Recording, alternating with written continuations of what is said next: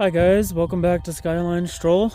Today we're going to be discussing minimalism as a tactic to combat consumerism, trying to retake your money back and change your relationship with money, and how you see money.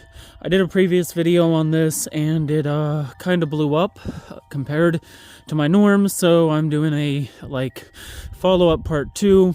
I talked about the no-buy trend and healing generational poverty a little. So today I'm going to talk about minimalism, budgeting, and kind of changing how you see money as a whole. And we'll just have a good little walk together and kind of sort through this very heavy modern topic, a lot of people are pretty broke right now, so let's figure out what little steps we can take in our own lives to prevent ourselves from being broke and have a good walk, even though it is terribly cold out here today. So to start our conversation about minimalism, I'm going to lead with some simple thoughts about stress. I think a lot of people who grow up in lower income households have a habit of seeing money as something they can't keep. I mentioned that already in my previous video, but I guess I'll go a little deeper into that to start. So most people, especially those who are forced to take lower income jobs, lead very high stress and emotionally unfulfilling lives. I'm not saying that's everyone, but that's a lot of people that go to the warehouse, grind, and what else. So those people and people who have less than satisfying home lives, which is also very common now, are looking for ways to numb that, heal that, fill that. If your life is emotionally unfulfilling, you're looking for something to bring you that emotional fulfillment in your days, because we do need an amount of spark, an amount of soul food to stay functional and in a good space and actually do what we need to do each day and not get fired for being the grumpiest guy in the office. So first things first, the first key to minimalism is finding some self-peace. And so I'm going to pitch a weird angle and kind of lean into hobbies for a minute. Hobbies can get very expensive. I'm thinking of a couple of my own that are pricey. And so when it comes to give me just a moment. I'm thinking about how to phrase this. The goal is to find something that you do find very fulfilling and is time consuming, and you can even be passionate about, but maybe try and find something like that that doesn't cost you money all the time. Because if your passion costs you $100 a month, I get it, that's a little less than what I spend on my hobby. It adds up still. That's still over $1,000 in a year. That's money you could be stacking up on top of each other to possibly change your situation.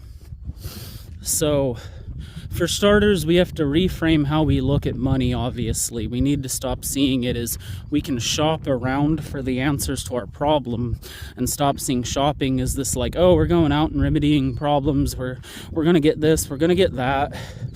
We're going to do all these things. If I buy this, it's going to change my mornings forever. This waffle iron is the best damn waffle iron I've ever seen. So just stop seeing it that way. Think about it. It's okay, if I buy this waffle iron, it's going to take up space. It's going to add to my electricity bill every time I run it. It's going to need maintained. I'm going to have to keep it clean. I might need to replace it here in a year or two if I really like it. And so we kind of want to reframe how we look at shopping and look at purchases more as, how does this add a problem to my life than how does this fix a problem in my life? because cathartic shopping can be a blast when you're doing it and can really make you feel like you've made some kind of progress in the moment. But the truth of the matter is, when you get home and your new gadgets don't make the big impact in your life you thought they were, you're a little disappointed and run right back to Amazon to look for another gadget, hoping the next one will get the job done. So try and do a little less of that. Try and see it as like, okay, where are my actual problems that I'm like trying to scratch this itch and reduce my stress. Half the time it is money. It's I'm broke. And so your illogical logical solution to becoming less broke is to go shopping, hoping that you'll buy the right things to fix your problems. Or maybe we can just hold on to that money a little tighter and convince ourselves we have the ability to hold on to money. I would try that. And I would also look at your subscriptions. Like, a lot of people don't really have the time of day to watch a ton of TV. So if you got like 3 or 4 streaming services, if you're paying for some kind of like video game membership or newsletter membership thing that you're not using anymore, or even like a gym membership that you're just not using, go sort through all that and get rid of all of them. I know it looks like $10 here, $10 there, but that adds up. It really does. The more you start saying, no, I want that $10, I'm going to keep this $5, the more money you're just going to always have. So by limiting subscriptions, you can really take a bite out of your treadmill money and put more money back into your pocket. I'm down to 1, and I actually just paid for it. I'll talk about it. There's this video game I quite like, and I play it on the PlayStation, but I haven't played it in 5 months because it's an online only game, and PlayStation makes you have PlayStation Plus to access any online features. And that wouldn't be a problem, except I don't play it all the time. I haven't played it in 5 months.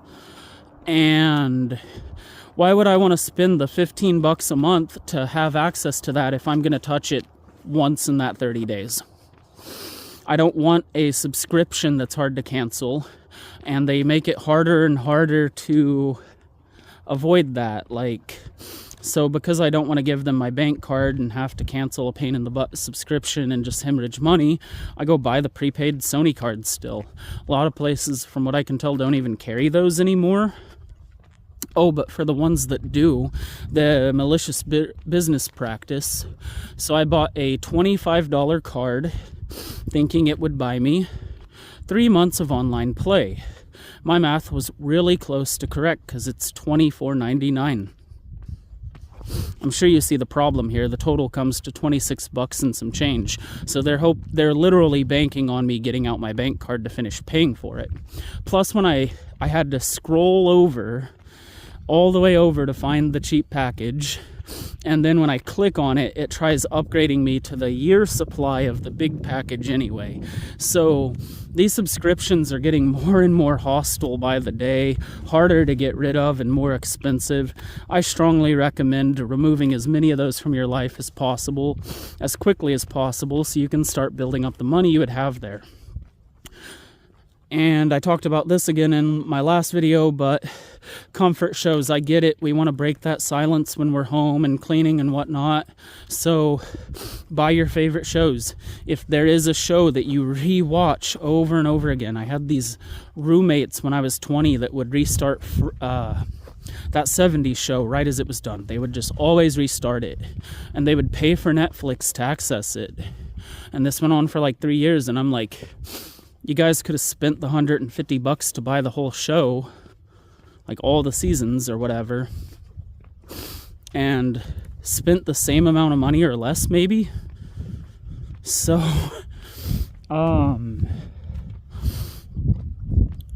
get savvy.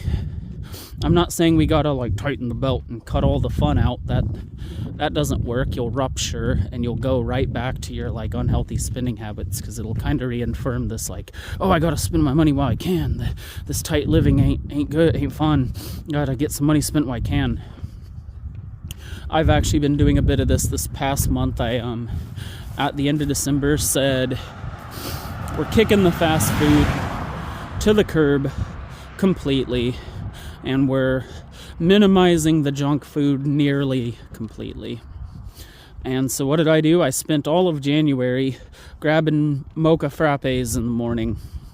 And I was cheap. I'd get like a sausage burrito or two and a medium one of those and only spend like $8. But that wasn't the point. I wanted to cut that out entirely to make more money in my life.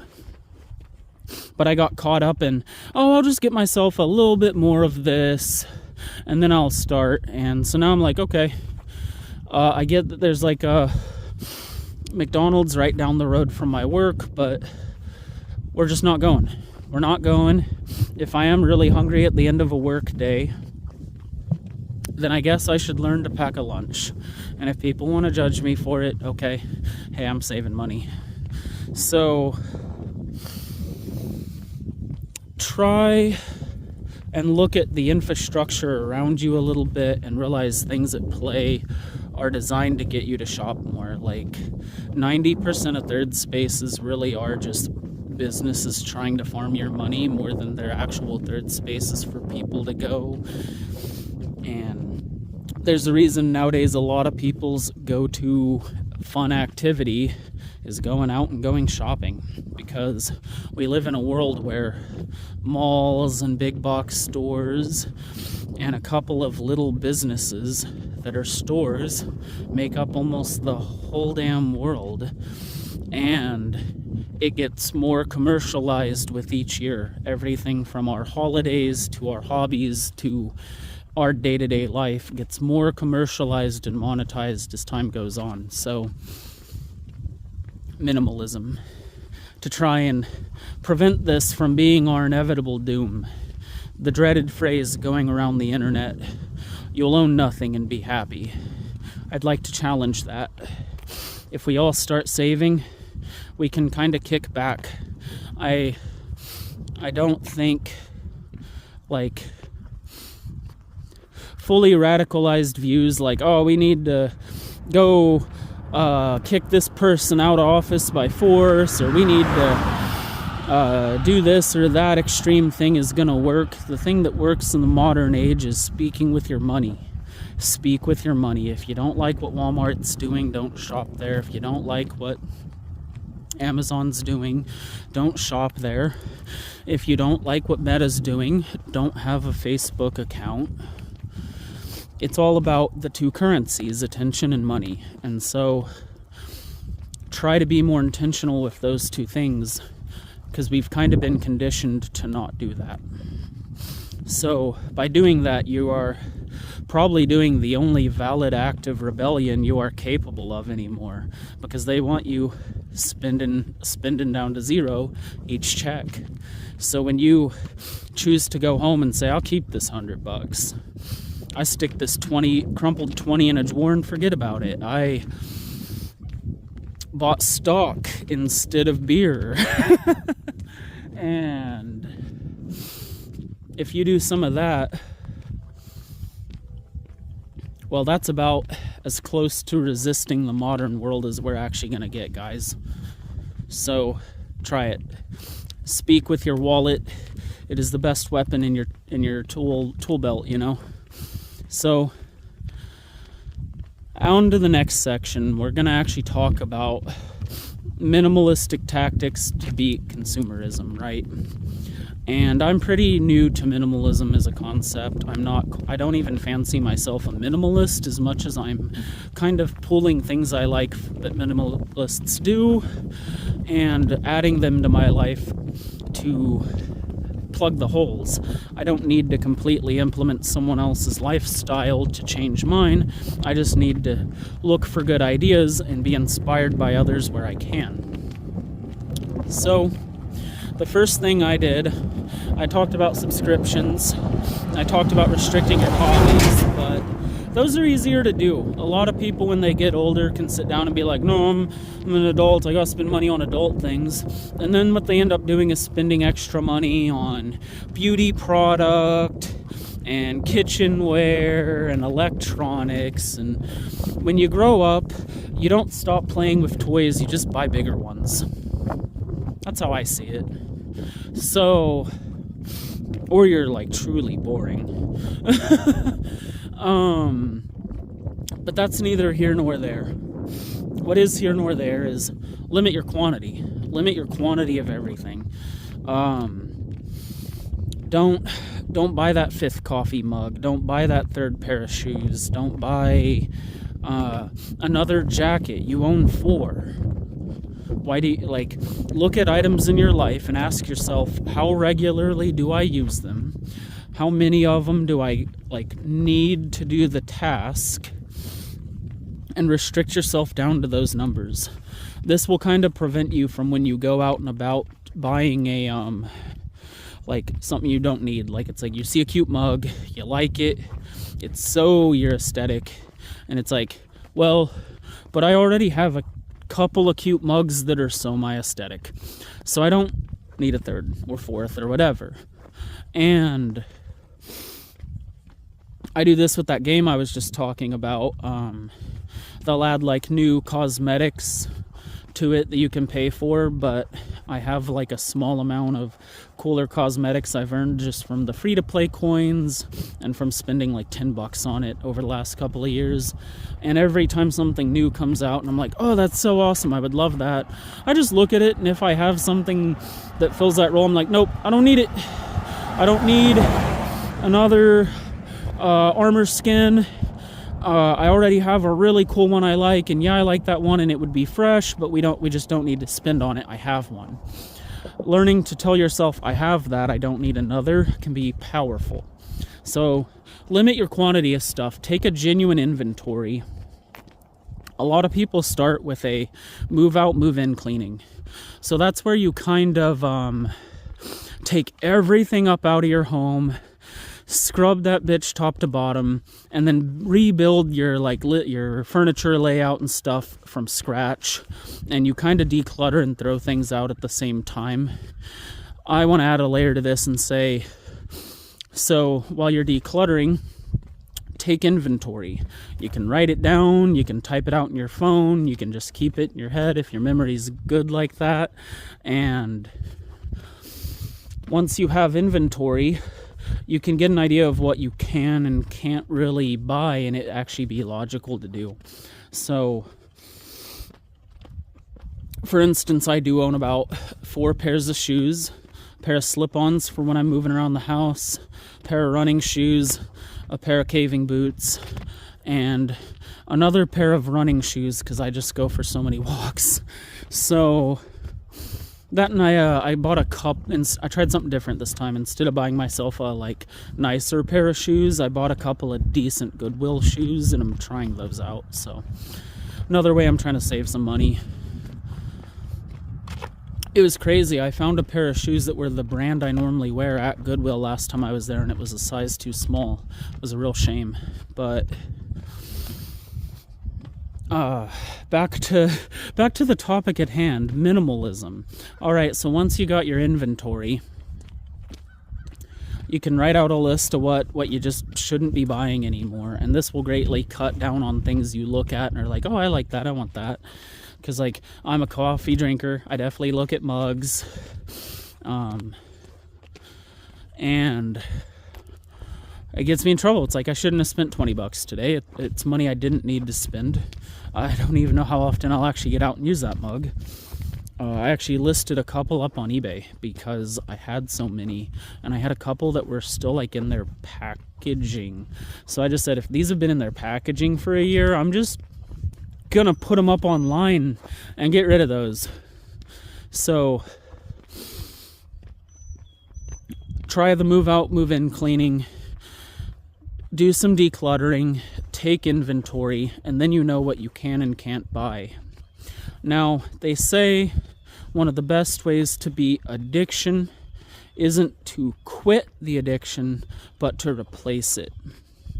So yeah, no, I know that could be a slippery slope for sure, but let's just talk about this some. So shopping addiction. I think it is one of the most common addictions in America. I got a buddy that works for UPS, and he is one of the busiest guys I know during the holiday seasons. And generally, when you're out and about, if you like walk neighborhoods at all, every other house has like an Amazon package on the doorstep. So I think shopping addiction / gambling might officially be the most common addictions in America. I don't know about the rest of the world. I realize I have some global viewers. That's cool. But here in America, I would say those two addictions are by far the most common things people suffer from. So why am I talking about addiction? Because I think shopping addiction ties into the minimalism, not becoming a hoarder, not letting consumerism keep you trapped at broke, that kind of stuff. So you should look, as I said with the hobbies and passions, you should look for something cheap or free that you really like to do. And that's part of why I like my hikes so much. Even if I have parks that are paid in the area, I can go to a lot of different parks for free. Hell, I can just walk in the back 40 for free. I can really get out here and do this activity for free. And so because of that, I have a little bit more like, yeah, this is good. This is something I do that doesn't consume income or consumes like a minimal amount. Once you find something like that fits your needs, hell, it even can be watching TV or playing video games. If you are playing like older solo player games and stuff, that just costs the electricity to run it. You don't even need Wi-Fi usually, so you don't have a Wi-Fi bill. You ain't got like a online premium play bill. You aren't buying like in-game purchases. Like, that's a great example of like something like a difference. Like if you're playing like PlayStation 3 games right now instead of PlayStation 5 games, you would probably save a lot of money. And there's a lot of cool games you could play. If you really like to go out and do like beauty self-care things, get a facial, get the nails done, get that back massage, whatever it is, I get it too. But there's probably like a cheaper version you could do. Maybe it would be interesting to learn how to do your own nails fancily. Maybe it would be interesting to watch some videos on YouTube about doing your own hair and like learning to do your own hair instead of seeing a stylist all the time. There's ways you can get your fix and cut $1 out in the process. So try and figure out where can I cut out the middleman? Where can I make this less expensive on myself? Can I recoup any money on this? Does waiting save me any money? Can I wait until it goes on sale? All of that. Like, so self-care, which I guess will be the next point I talked about, can often be a mask self-sabotage wears. So it's like, oh, I'll just smoke this last joint. I'll go out to the club this last time. I'll buy the loot box one last time. I'll just one more book, right? Whatever it is. It can be self-sabotage. It can be yourself being kind of unsure of your ability to actually do it. So you commit to saving money and you start, and then you think, oh, what if this goes wrong like last time? What if I really just can't save money and all this effort I'm putting forward is for nothing and I'm going to look like a big dumb idiot here in a bit? I could be spending this money to get the thing I want. Yeah, been there. So that is self-sabotage disguised as self-care. If you actually care about yourself, then you're willing to do some of the hard things you need to get by. And I'm not saying self-care is bad or wrong. I'm a huge supporter of the concept. Please take a day off, do something you love. I literally led the video out talking about doing stuff you care about instead of just grinding like a machine. That will break you. So, by all means, have self-care, but learn to distinguish self-care from self-sabotage, because there is like a teeny tiny thin line right there that kind of marks out the difference. I would get rained on, wouldn't I? I'm trying to get up here to this elk farm. I want to show the elks as the tail end of my video while I wrap up my thoughts. But the rain might cut me off prematurely if it gets any heavier. So I'm like kind of having to hold my screen at a weird angle to keep the rain off of it. So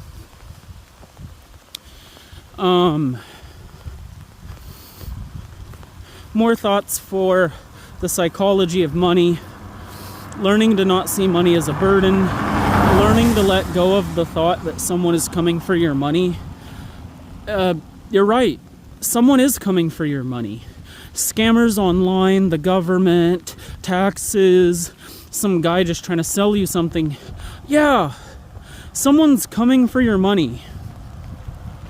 But that paranoia about that fact is restraining your ability to actually fight that. The more we kind of run from what we fear, what is it, rush hour?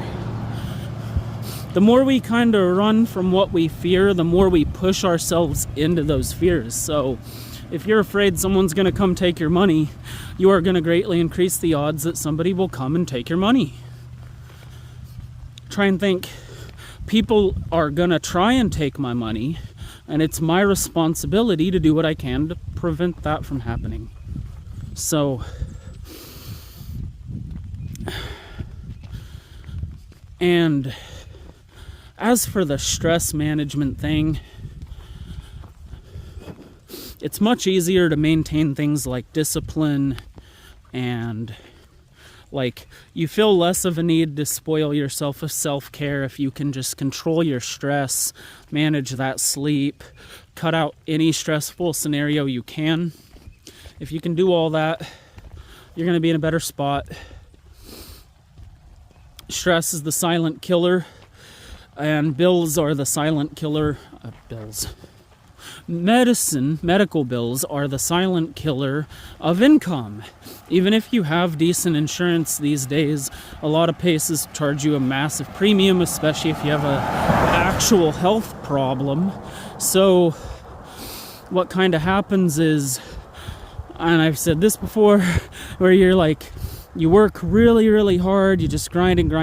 Maybe you have a full-time job and a part-time job and are just really burning the candle at both ends and aside. Well, all that money you're making is going to go to the doctor. Do you want to make the doctor rich? If you want to make yourself rich, you're going to have to learn how to control your stress. So,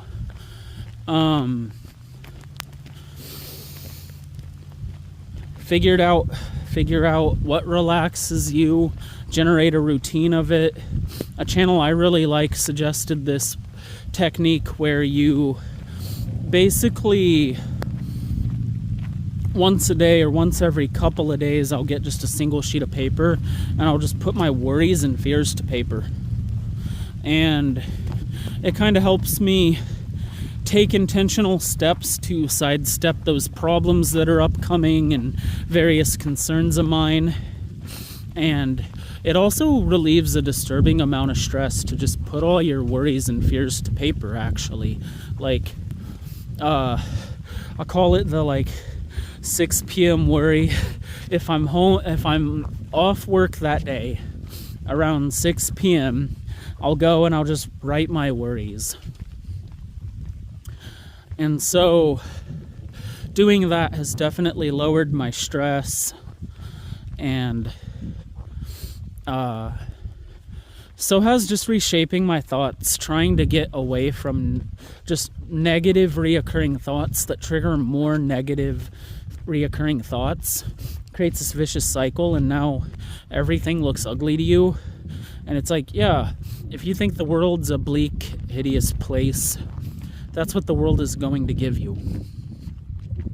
And I imagine anyone living in a bleak, hideous place is probably having a hard day today. So, change it. Push boulders up mountains. Go where you're celebrated. Each day, take one intentional move towards who you want to become, and your stress will work itself out. And once you have a grip on your stress, it's going to be a lot easier to be disciplined. It's going to be a lot easier to deal with the amount of normal, like, you're never going to get away from stress, but the more you can limit it, the more you can control your stress exposure when it happens. So prioritize that. Understand that money spent on reducing stress isn't money wasted, but ask yourself how you're going to spend the money on stress to try and optimize that money and what you get out of it. I've always kind of believed that, like, if you come from nothing, if you're a little broke, you only deserve more money if you know how to make $10 feel like $100 anyway. So it really is about stretching your money out and making the most of it. I see it all the time where people I know that grew up broke like me get these higher paying jobs, and what happens is their finances kind of rupture out from under them because they're not used to handling money, so they don't handle it well. They live outside of their means. Write out a budget. That's the last thing I think I'll talk about really intentionally. Write out a budget. Figure out what, not your gross, but your net pay is for a month. And then as you're spending money, add it up and look at your net. Be like, how close am I getting to the net? And you can find out where your money's going real easy. So write that budget, write your net, write your reoccurring bills that you know are going to happen, and figure out what amount of money you have left over each week. And then at the end of the week, ask yourself how close you are to that money, and that will give you a starting point for understanding your own money and learning to control it. So try some of that. Get back to me. Please say hi in the comments, and hopefully this was another better episode that people can really enjoy. And I'll see you in the next Skyline Stroll. Have a lovely day.